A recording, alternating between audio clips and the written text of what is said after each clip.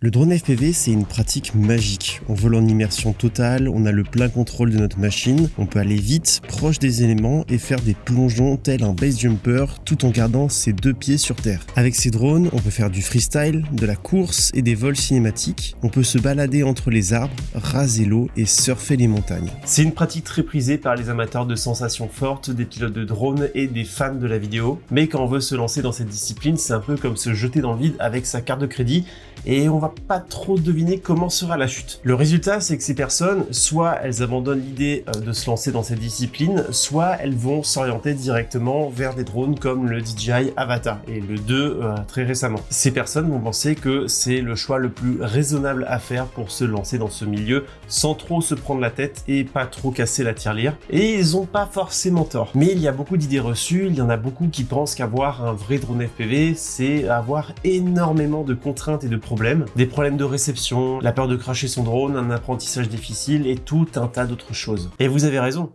si on était encore en 2019.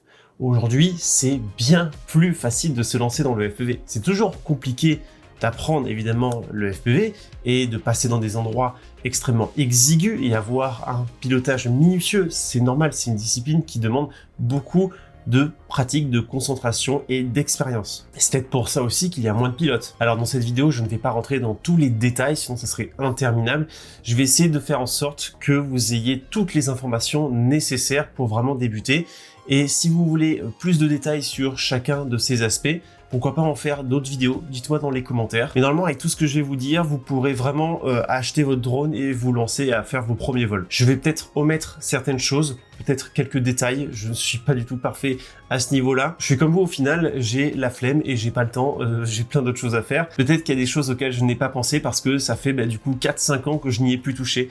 Donc ce que je vous invite à faire, c'est notamment aller regarder les vidéos de Culture FPV. Ils ont un tas de choses hyper intéressantes pour tous ceux qui débutent le FPV. Ils ont des super vidéos, je vous les mets en description de vidéo. Voilà, si j'ai omis quelque chose ou si j'ai dit une bêtise ou si vous voulez plus de détails, allez voir cette chaîne, c'est top. Pour que tout ça soit bien plus concret, je vais déballer des nouveaux petits drones avec le système O3, avec un nouveau masque. On va tout binder, on va tout paramétrer sur Betaflight. Comme ça, je pourrai rien oublier et vous verrez que c'est pas compliqué du tout.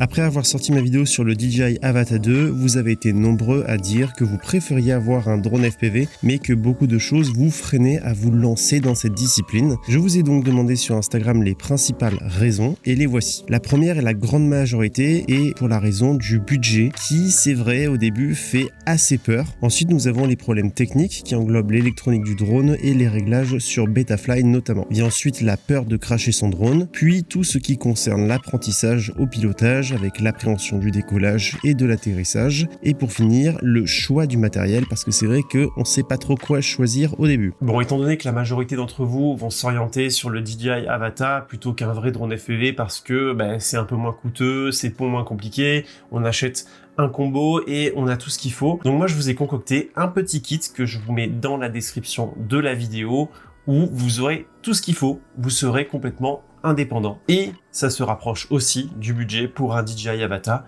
avec la radiocommande et 3 lipos. Avant de passer à la suite, il faut que je vous parle du sponsor de cette vidéo qui est encore une fois MotionAway. MotionAway, c'est une plateforme de Artlist qui vous permet d'avoir tout un tas d'overlays, de templates, de presets, de musique, d'effets sonores, de banques d'images, tout un tas de choses qui va vous permettre d'avoir un contenu, une vidéo avec un look bien plus professionnel et bien plus de détails.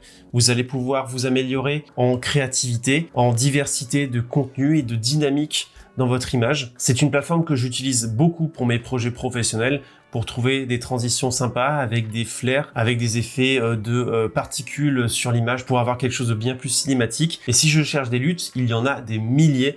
Pas besoin de payer 50 € les luttes d'un créateur qui va vous présenter 4 luttes qu'il a trouvées gratuitement sur internet.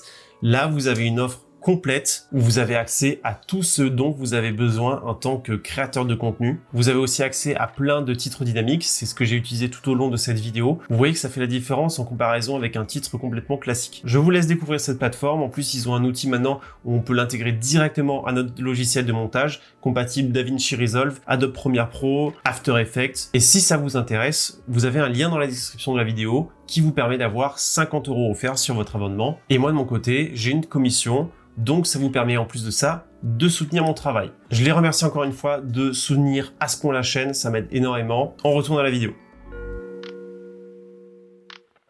Si vous voulez vous lancer dans le FPV avec du bon matériel que vous garderez plusieurs années, vous ne pourrez pas vous en sortir pour moins de 1 000 €, mais cet argent sera bien investi, croyez-moi. Concernant le drone, je vous propose un eFly Nazgul en 6S qui fonctionne avec le TBS Crossfire. Contrairement à quelques années en arrière où il y avait pas mal de marques, on savait pas trop d'où elles sortaient, on avait de l'analogique alors que maintenant on a du numérique avec le système O3.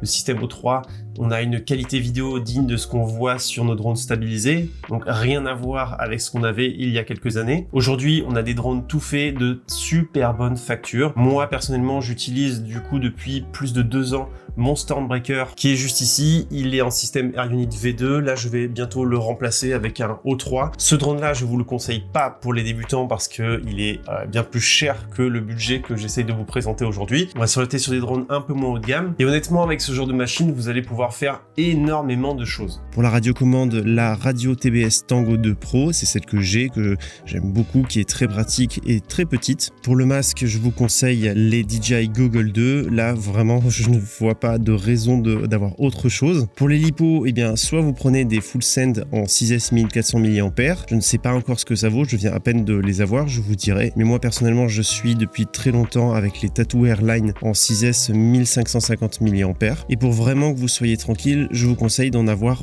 au moins 5. Le mieux serait d'en avoir 8 ou 10, mais pour commencer, 5, c'est déjà très bien. Pour recharger ces lipos, il faut évidemment un chargeur à lipo. Donc là, pour le coup, je vous conseille aussi un double chargeur. Et pour savoir où en est le chargement de vos batteries, un petit testeur de lipo. Ensuite, pour serrer vos hélices et pour au cas où avoir quelque chose pour démonter votre drone, avoir un petit prop tool, prenez quelques hélices en stock et c'est tout. Après, ceux qui veulent faire de la belle image, je vous conseille d'avoir au moins une GoPro Hero 10, mais attendez d'abord de bien savoir voler en toute sécurité. L'avantage que vous aurez à utiliser un vrai drone FPV comparé à un DJI Avata, c'est que votre matériel ne va jamais bouger. Si vous achetez les lunettes, les Google 2 et que vous avez une radiocommande, vous pourrez ne jamais vous en séparer. Moi, ça fait, je sais même plus combien de temps je l'ai, cette radiocommande, je crois, depuis que je me suis mis au numérique, lorsque j'ai remplacé l'analogique. Et en fait, ce qui est trop bien, c'est qu'avec cette radiocommande et ce masque, vous allez pouvoir appairer n'importe quel drone. Et ça, c'est trop bien, n'importe quelle batterie. Si vous voulez changer de marque de batterie, vous pouvez. Si vous voulez évoluer, lorsqu'il y a des nouvelles générations de batteries, vous pouvez. Vous pourrez commencer avec un drone très polyvalent, 5 pouces comme ça, vraiment pas compliqué, pas cher. Et ensuite, à partir sur un petit cinéhoop avec des protections pour aller dans des endroits bien plus exigus, faire des vols à proximité de personnes pour du professionnel. Si vous voulez aller encore plus loin, vous avez des mini drones comme ça. Enfin voilà, et tout ça avec le même matériel. S'il y a des évolutions et des nouveautés, il n'y a que ça à changer. Au total, on s'en sort pour 1535 € et 1900 € avec une GoPro. Avec le Avata 2 qui est à 1350 €, vous voyez que c'est pas si mal que ça, le rapport qualité-prix. Surtout que vous allez avoir du meilleur matériel qu'avec le Avata 2. Le Avata 2, ça se trouve, il va se remplacer au bout d'un an. Là, vous avez du matériel, vous allez pouvoir garder des années. Parce que si vous voulez juste avoir une meilleure qualité d'image, il vous suffira d'acheter une GoPro qui va vous coûter quelques centaines d'euros. Vous n'aurez pas à devoir réinvestir dans quelque chose à plus de 800 ou 900 ou 1000 €. En fait, le principal coût qui va revenir assez souvent, ce sont les lipos, parce que plus vous allez voler, plus vous allez les user, plus elles vont se détériorer. En général, moi je change mes lipos tous les ans, quelque chose comme ça. Tous les ans et demi, renouveler ces lipos, ça va être quelque chose comme 300 à 400 € à chaque fois, si on prend de la grosse marque et qu'on en prend vraiment beaucoup. À certaines occasions, vous allez peut-être devoir avoir des hélices de rechange. Alors honnêtement, on les change bien moins souvent que vous ne l'imaginez, c'est vachement solide. Et puis si vraiment vous êtes passionné par tout ça, vous allez peut-être investir un jour dans un kit avec des outils, du fer à souder et créer votre propre drone si vous êtes vraiment fan de ce monde. Tout le reste, vous avez aucune raison de le changer avant au moins 2 ans. Donc oui, c'est vrai que le masque il coûte cher, oui, la radiocommande ça coûte cher, mais vous aurez plus jamais à l'acheter.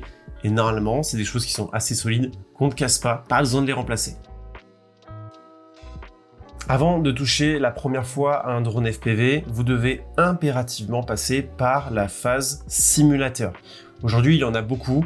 Ça fait pas mal longtemps que j'y ai plus touché, je suis plus trop d'actualité là-dessus, mais de souvenir, le simulateur Uncrashed qui est disponible sur la plateforme Steam est vraiment bon et réaliste. Après, il y a toujours Liftoff et d'autres. Pour ceux qui s'y connaissent mieux, mais n'hésitez pas à en suggérer dans les commentaires. Dessus, vous allez pouvoir vous entraîner avec votre radiocommande et vous familiariser avec le mode accro, sans aucune stabilisation. Quand on débute, le plus important, c'est de maîtriser sa vitesse et son altitude. Pour ça, je vous conseille d'avoir un angle de caméra à 20 degrés et vous pourrez l'augmenter progressivement au fil du temps. Parce que plus l'angle d'inclinaison de la caméra va être grand, plus vous allez vite. Avant de s'entraîner avec votre drone FPV, ayez au moins 15 heures de simulateur. Personnellement, j'en ai fait 30 avant mon premier vol. Et considérez-vous prêt à votre premier vol lorsque vous arriverez à voler de manière fluide, à rester en stationnaire, à passer des endroits étroits, à éviter des obstacles et à réussir des atterrissages simulés. Je vous conseille de vous entraîner avec des modes de race. C'est top pour s'améliorer rapidement et développer des bons réflexes. Après cette petite initiation, vous êtes enfin prêt à vous lancer dans le FPV.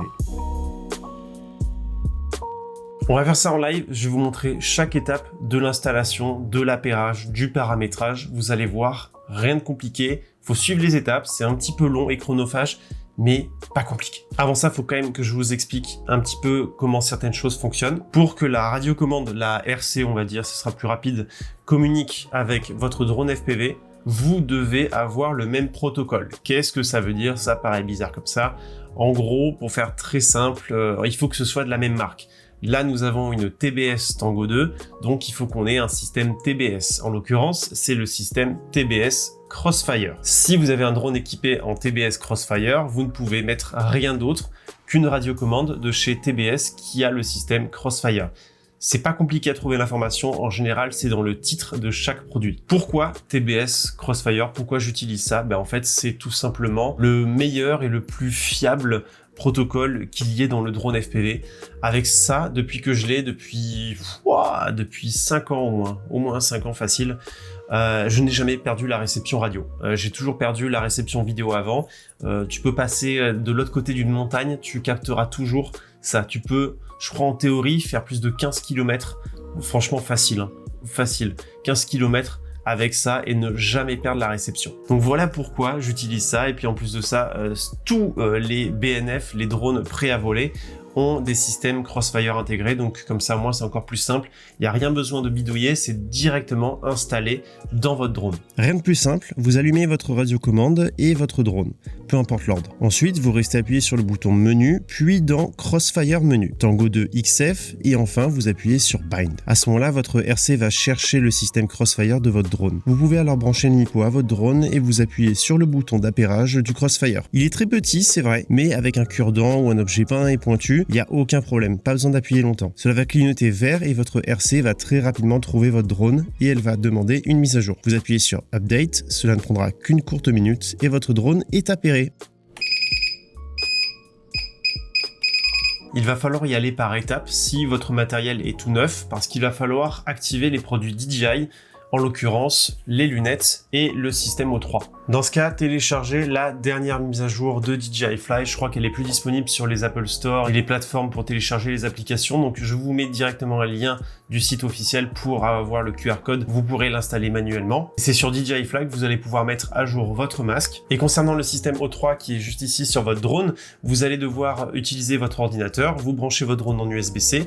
Vous avez, et alors en l'occurrence, vous devez avoir évidemment l'application DJI Assistant de Consumer Series que je vous mets aussi en description. Là, ça va détecter votre matériel, vous allez l'activer et vous allez normalement, vous n'avez même pas besoin, je crois, de télécharger la mise à jour. Il y a déjà la dernière qui est dessus. Et le tour est joué, vous pouvez appairer votre O3 à votre masque. Rien de plus simple, il suffit de cliquer sur le bouton d'appairage de chacun d'eux et le tour est joué. Maintenant que tout ça est fait, vous allez devoir aller sur Betafly, aussi en description si vous ne l'avez pas pour le télécharger, pour pouvoir paramétrer toutes les touches qu'on va affilier, tout ce qui concerne notre drone. Une fois ouvert, vous branchez votre drone à votre ordinateur à l'aide d'un câble USB-C et normalement le logiciel va directement détecter votre drone. Et là, vous allez voir plein d'informations qui vont sans doute vous faire un peu peur, mais rassurez-vous, vous avez quasiment besoin de rien toucher. Dans la page preset, vous allez chercher TBS Crossfire 50 Hz et sélectionner l'option cinématique comme indiqué dans la boîte exact de votre drone. À la page PID, c'est là que vous allez pouvoir personnaliser l'intensité et le contrôle des gaz. Personnellement, je vous conseille de ne rien toucher. Vous vous amuserez à modifier tout ça lorsque vous serez plus expérimenté. La page récepteur est très importante. C'est elle qui va définir les commandes de joystick pour contrôler le pitch, le roll, le yaw et le throttle. Si vous pilotez en mode 2, il faudra modifier les paramètres prédéfinis sur Betaflight. Quand je vais sur ma RC, que j'appuie sur le menu l'ordre des voies est TREA. Donc sur Betaflight, je dois mettre aussi TREA. Si vous voulez plus de détails concernant la radiocommande, je vous mettrai un petit tuto français en description. La page mode est là où vous allez attribuer les boutons et les sélecteurs de votre radiocommande. Votre bouton d'armement, de changement entre le mode stabilisé et le mode accro, le beeper ou encore le RTH si vous avez un GPS. Affiliez les boutons comme vous le souhaitez. Moi, j'utilise ce sélecteur pour l'armement. Alors sur Betaflight, j'ajuste en fonction de ce que je souhaite. Si vous sélectionnez automatique, le logiciel va détecter quel bouton vous manipulez et vous pourrez ensuite modifier ses paramètres. Le mode angle est sur toute la jauge. Cela veut dire que votre drone ne sera pas en mode accro. Donc il ne faut pas oublier d'enlever ce mode angle.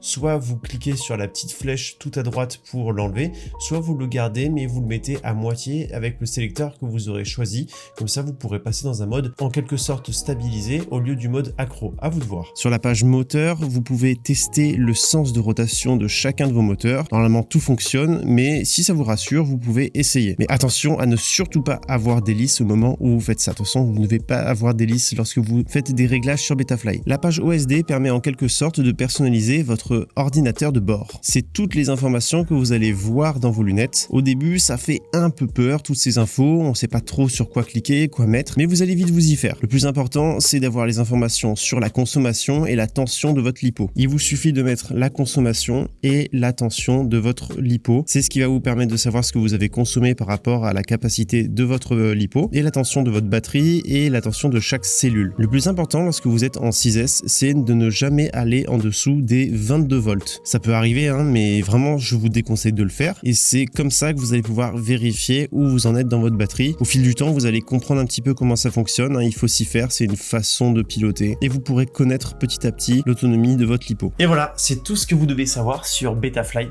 Rien de bien compliqué, on est d'accord? Pas besoin d'en savoir plus pour l'instant. Il y a plein de tutos, encore une fois, sur internet si vous voulez découvrir un peu plus ce logiciel, mais si vous n'avez pas le temps, pas besoin d'aller plus loin. C'est une réticence qui vient assez souvent quand on entend parler du drone FPV et des choses qui donnent pas envie de s'y mettre. C'est ces batteries là. Oh, c'est pas beau, ces câbles apparents et tout, bizarre.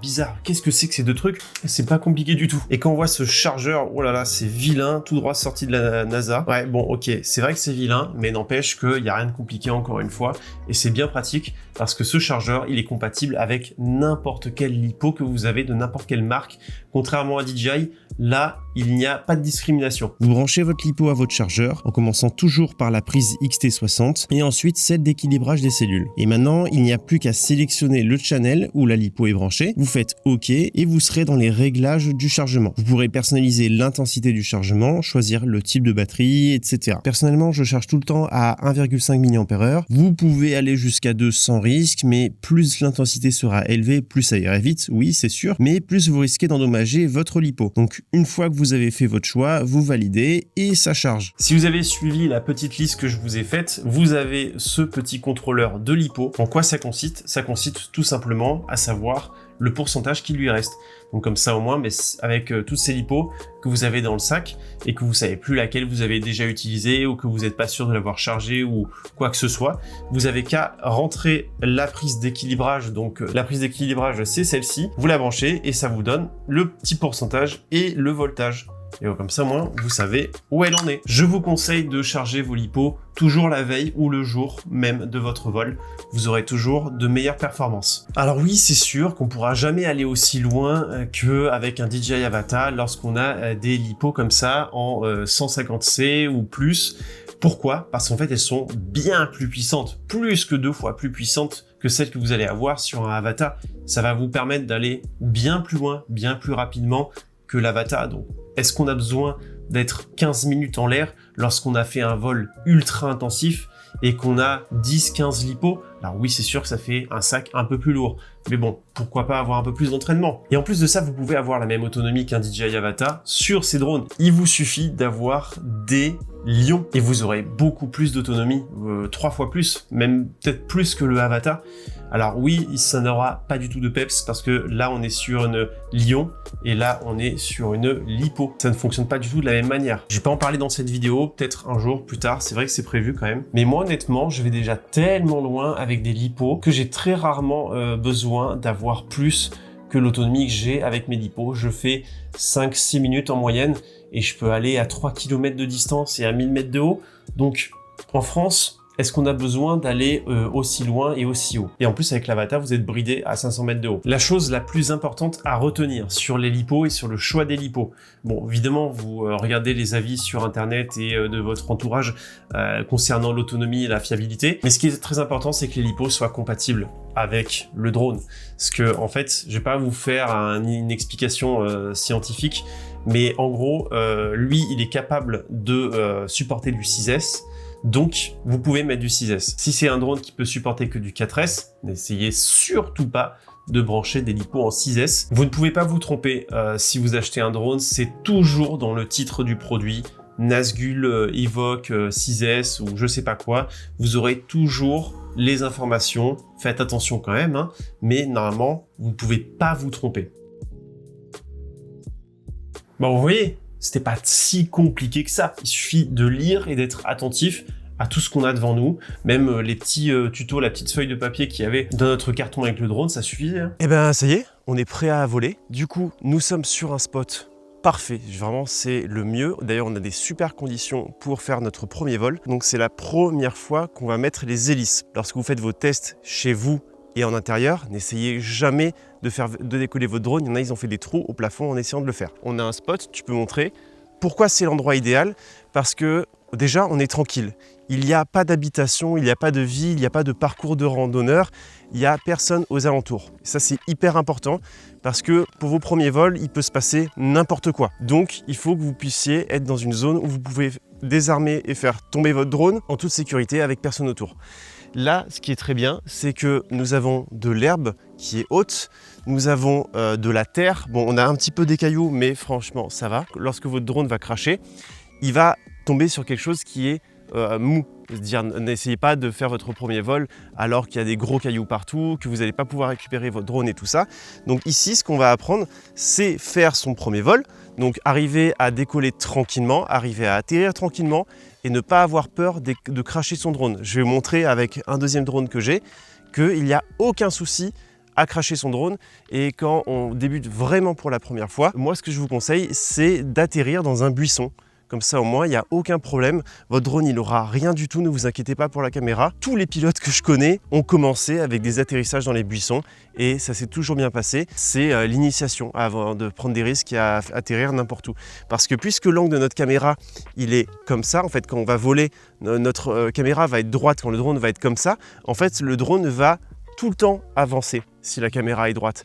Donc ça, c'est un repère qu'il va falloir apprendre. Votre drone, il va être droit. En fait, vous allez voir en l'air. C'est ça qui est difficile au début avec l'initiation de la vue en immersion. Donc, autre chose qui est hyper importante, c'est que vous devez baisser au maximum le tilt, l'angle de votre caméra. Parce que plus l'angle d'inclinaison va être haut, mais plus en fait, quand vous allez être à l'horizontale par rapport au sol, votre drone, il va être comme ça. Donc, mettez votre caméra bien plus basse, comme ça votre drone il va être comme ça, il va prendre beaucoup moins de vitesse et ça va être beaucoup plus facile pour apprendre parce que vous allez aller beaucoup moins vite. Si vous avez le luxe d'avoir quelqu'un qui s'y connaît, comme ça au moins vous êtes bien accompagné avec quelqu'un qui a beaucoup d'expérience et qui va vous parler de tous les bons réflexes et des choses à ne surtout pas faire. Ça va vous faire gagner énormément de temps. Vous pouvez aller rejoindre mon Discord si vous voulez essayer de trouver des personnes, c'est dans la description. Et surtout pour les premières fois, piloter assis. Dire vraiment piloter debout qu'au bout d'un certain moment lorsque vous êtes très à l'aise. Essayez de voler au début toujours au même spot parce que au moins vous allez apprendre l'environnement et c'est que plus tard que vous pourrez tenter de voler à des endroits différents. Mais si vous pouvez à chaque fois vous entraîner au même endroit et assez régulièrement, vous apprendrez bien plus vite et ce sera beaucoup moins dangereux. Du coup, on va utiliser pour la première fois notre petit prop tool avec lequel on va visser nos hélices et on va aussi serrer l'angle de la caméra parce que si on crache notre drone, ça peut un petit peu bouger. Dire si vous avez votre drone et que l'angle il est comme ça, là je vous déconseille de le faire. Donc vraiment, descendez-le au maximum et puis vous serrez. Du coup, comment on fait pour savoir quelle hélice mettre? Parce que vous avez des hélices... Horaire, anti-horaire, non? Ouais, c'est ça, bien joué. Vous avez des hélices horaires et anti-horaires. Peu importe de savoir pourquoi ça s'appelle comme ça. Ce qui est important de savoir, c'est que sur ces drones-là, si vous avez pris un e-flight, en tout cas tous les e-flight, ont les moteurs qui tournent vers l'extérieur. Quand vous avez vu le déballage, vous avez vu qu'ils ont mis sur les moteurs des petits bouts de papier pour vous dire dans quel sens les moteurs tournent. Sur leurs hélices, vous allez voir qu'il y a une petite flèche inscrite pour vous montrer dans quel sens elle doit être mise. Nous avons notre moteur qui tourne vers l'extérieur, du coup il faut la flèche qui montre l'extérieur.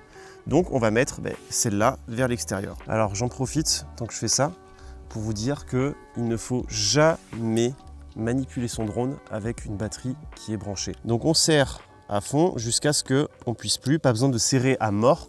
Parce que là, sinon, vous risquez même de péter l'hélice. Donc, on serre jusqu'à ce que ça bloque, et puis c'est tout. Après, pour savoir si elles sont bien vissées, c'est vous tenez votre moteur, vous tirez un peu dessus.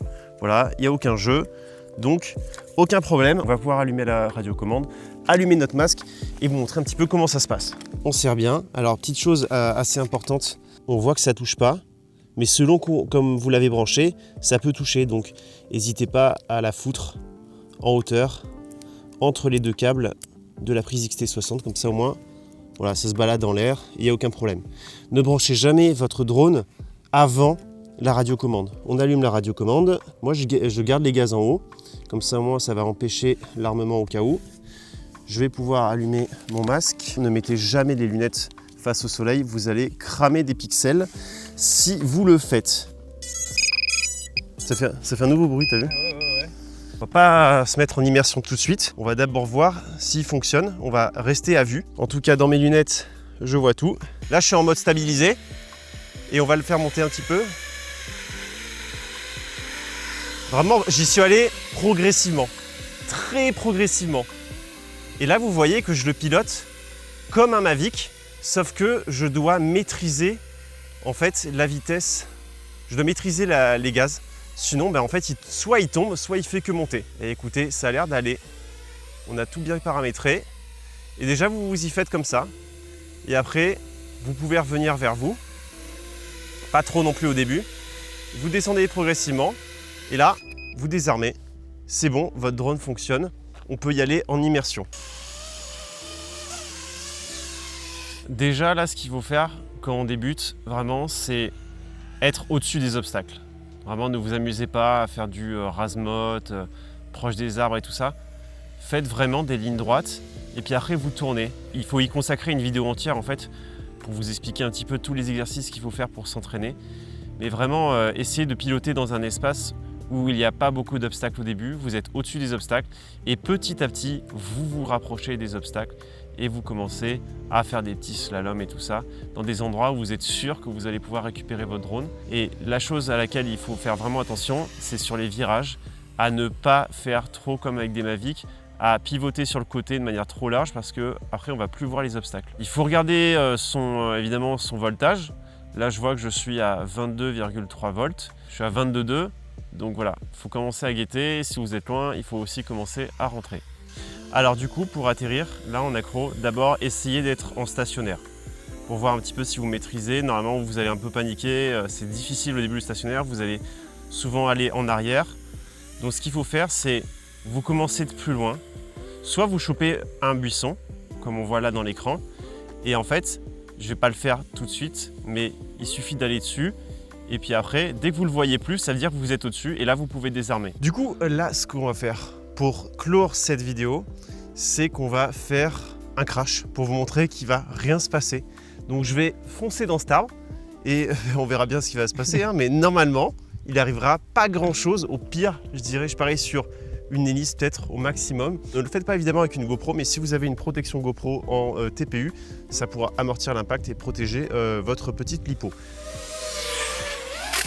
Ouh, parfait! Tu l'as lu? Ah ouais! Alors je voulais pas pousser les tests de crash jusque là. Et là on a fait fort. On l'a. Et là, hop, je le balance, on s'en fout. On débranche. Impeccable. Tout va bien. Alors ce qui est super important en fait, c'est d'avoir tout le temps son doigt sur l'armement. Comme ça, si vous crachez, en fait, votre drone n'aura rien. tant que vous désactivez, tant que vous désarmez le plus tôt possible parce que les moteurs vont arrêter de tourner. Donc après, c'est les hélices qui vont faire le travail, qui vont amortir la chute. Bon, le truc aussi à retenir avec les crashs, c'est que plus vous crachez, moins votre électronique est fiable. Alors voilà, là on a une hélice qui s'est dévissée. Tu vois quelque chose toi? Moi je vois rien. Et la cam, ça va? La cam elle a rien du tout, la lipo elle a rien du tout non plus. Impeccable. Ouais. Oh il a volé. Je sais pas trop où il est, j'ai vu que j'ai encore la réception, il est à l'envers, donc ce qu'on va faire c'est que on le fait sonner. On fait sonner. Donc je sais qu'il est là-bas. Dans mon retour vidéo, je vois qu'il n'est pas du tout dans les buissons. Donc on va aller de l'autre côté. Alors, voilà, il est là. On débranche évidemment la lipo. Eh ben, il a rien. Il a rien du tout. Il n'y a même pas un petit poc dessus. Par contre, voilà, c'est là que je vous dis qu'en fait les hélices amortissent énormément. C'est qu'elle est plus serrée. Elle est plus serrée. Celle-là, elle est serrée, celle-là, elle est serrée. Et au final, en fait, je pense que c'est elle qui amortit le choc. Et du coup, elle est impeccable. Peut-être qu'elle sera un peu moins résistante la prochaine fois que vous crachez.